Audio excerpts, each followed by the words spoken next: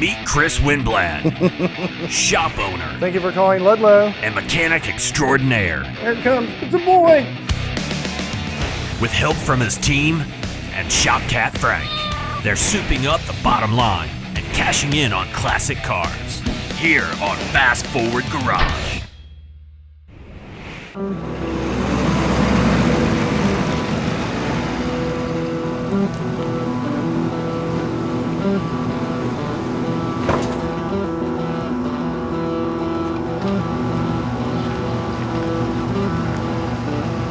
All right, let's get it done. Okay, so day 2. The guys, I'd say, got every bit of 90% done yesterday. So I think they just have to drop some electric to them and a few more final things to get me back up and running. Had a great day yesterday, got everywhere we wanted to be. At this point, we're doing end game stuff, then we'll be good to go.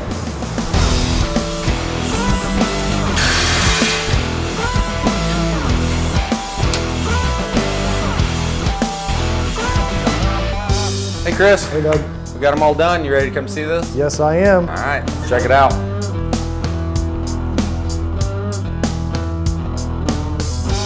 right. Well, here you go. I love it. There's your new forward racks. Hopefully, looks good to you. It looks very Spacing impressive. came out really nice. We were able to back that one up and move it over. We got great room about the 4-post. Let me kind of go over some of the features of all these things. Make sure you're comfortable with them. Sure. So, have you had a 4-post before? Many moons ago. Okay.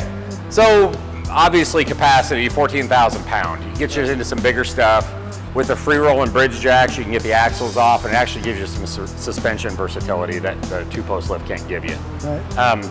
You got a fully integrated airline kit, which means air is fed into the rack right here, which works your airlocks. And the bridge jacks are constant air. You don't have to plug a hose into them. They're ready to go whenever you push the button. Okay. All the lifts come with paperwork packets. Okay. Every car made on these paperwork will show you the exact pickup points on it. If you haven't familiarized yourself, if your guys haven't noticed it in a while, check that stuff. Okay. Lift is gonna work like this, standard rise. When you hear those locks, you wanna hear one noise. That means we've got it leveled. When you're using your lift, very important, whatever height you choose to work at, go above a lock, lower yourself back on. Now we're mechanically secure. We're not relying on the hydraulics. Now it's time to work. When you're ready to come down, raise off your locks, disengage your air, two-handed operation. That'll get you down. Any other questions about the 4-post? No, sir. All right, let's talk about these 2-posts. So this right here is your basic asymmetric lifting configuration. Okay. Both arms are to the rear. Most cars unibody. This is how you're going to want to approach in. Okay. If you're pulling in a larger framed vehicle, this lift can work in a fully symmetric function as well. So now we have an even arm. With the forward 3-stage front arms, I can get as much reach as I can from the back, and I can get in the center of gravity on a truck. Okay. Over here on the floor, I kind of set it up so you can take a look at it.